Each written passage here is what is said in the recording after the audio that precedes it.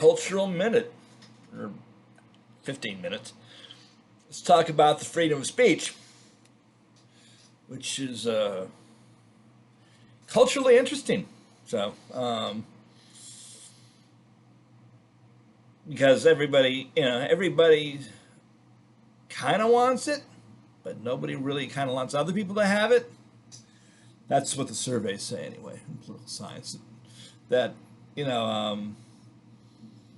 people generally don't agree that other people's freedom of speech is a sacred thing. So, now how does Donald Trump mean it? Well, Donald Trump's a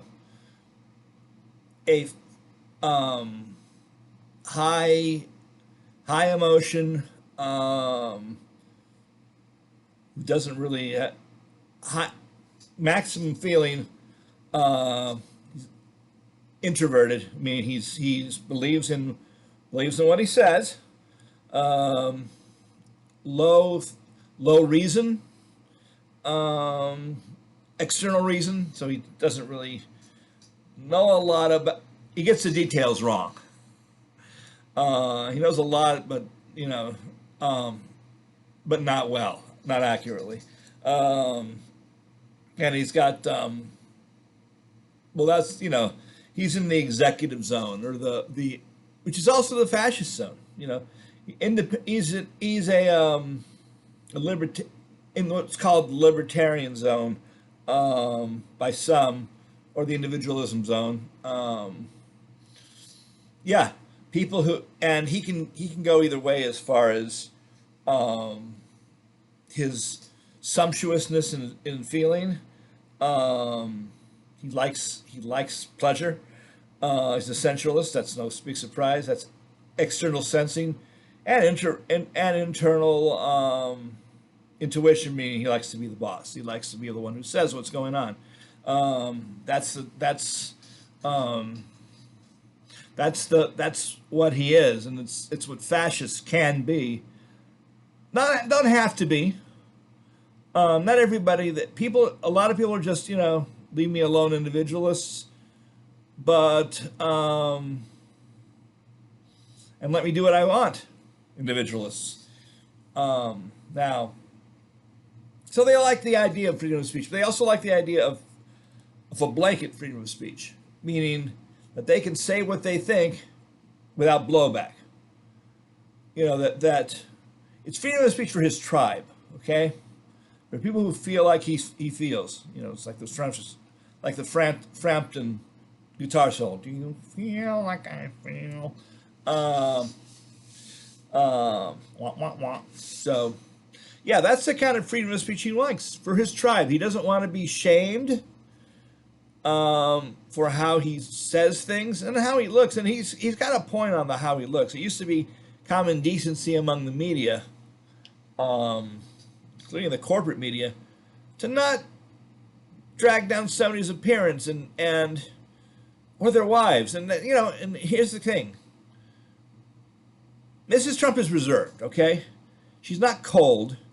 She just doesn't believe in being publicly demonstrative, and that's fine. That's a lot of people. It's a way to be, and she doesn't have to be on stage. She can be on stage without having to perform. So she's the whole country was like that 100 years ago or 150 years ago. That people would be demure and not smile for the cameras, and just have some dignity. It's not a bad thing in a first lady. And that doesn't mean she doesn't love her husband. She just doesn't show public emotions. Her biographers say, the ones on the inside say, she's very loving of her husband, and she's actually kind of in control of things. She knows how to handle him in a way that he knows that pleases him. That meets his intellectual needs. So I'm sure it's like, every time somebody makes an inference about how they're not really together, they're really together. She's got the ear of the throne. So, which, and the whole thing about Trump's hair, Don't go there. He had skull surgery. Okay, he has nothing on the back of his hair. Cannot grow on the back of his head. So he combs it in a way that it hides stuff, um, doesn't get the hit the parts that are um, that don't look good. That you should, frankly, there have been pictures that I've seen that, yeah, it's not a pleasant thing to look at. His scars.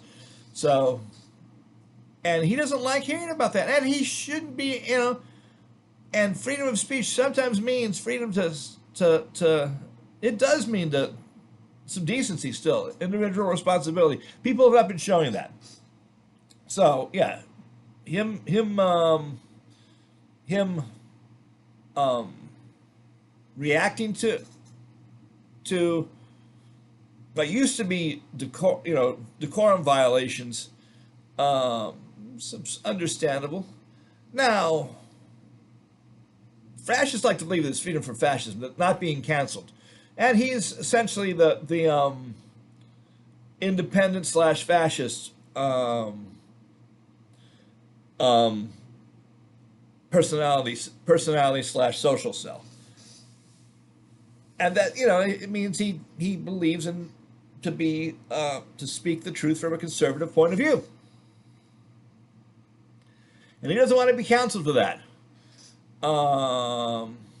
He doesn't want to have to face derision for the fact that he doesn't feel he has to love everybody. So, yeah.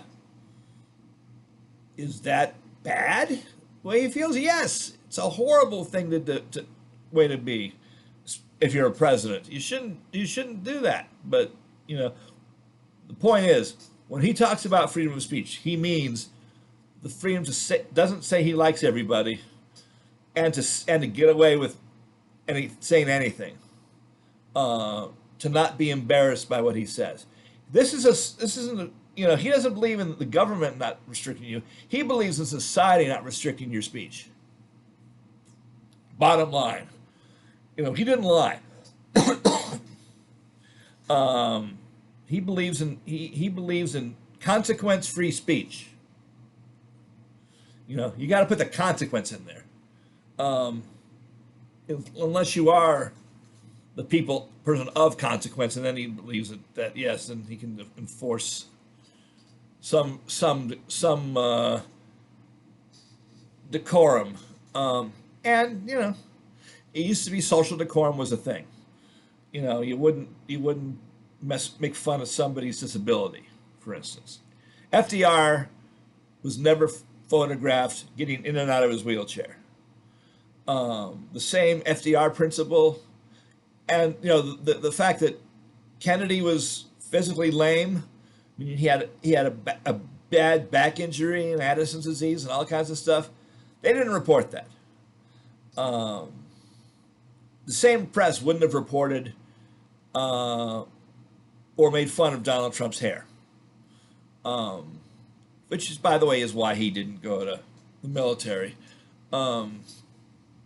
because you don't want to say that you've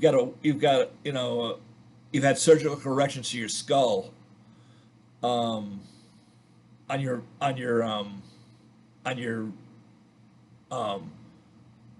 to be 4F. It's bone spurs or a nice cover story. It's not bone spurs. He plays tennis. People who play tennis don't have bone spurs that are bothering them.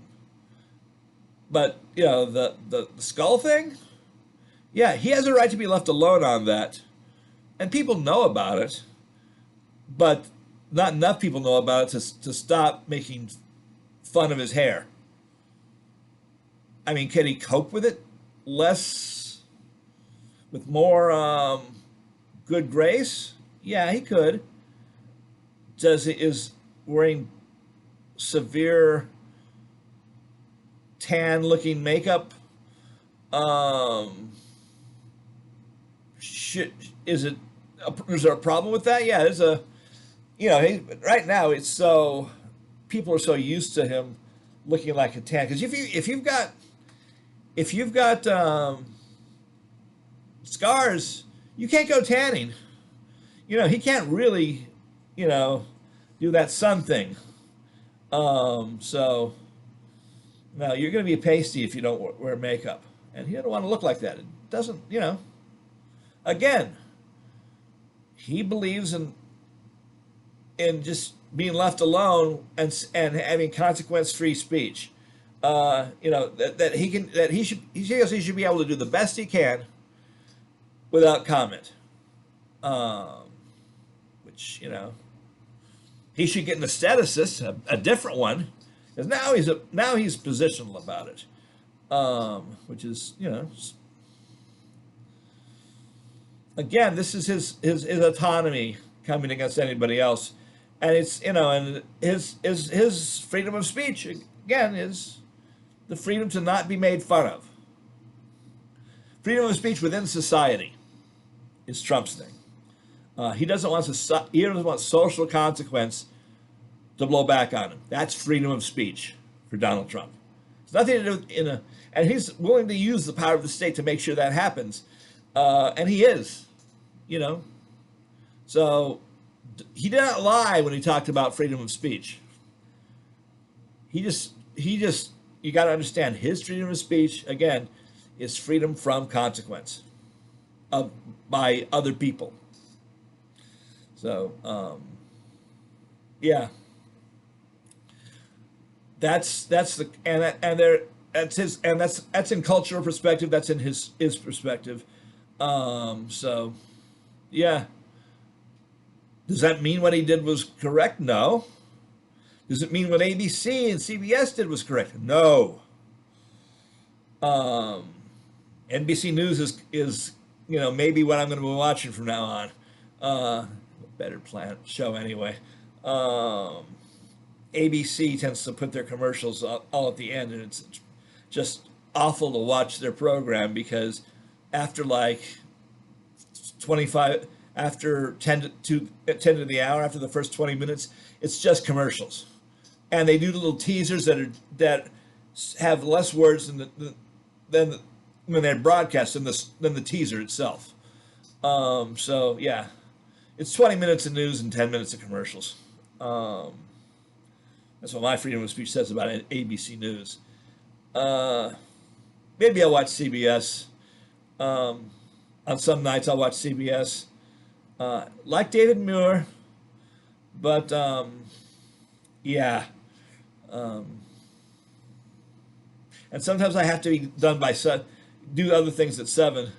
But so I like a consistent show. So maybe I'm just going to shift to the CBS News.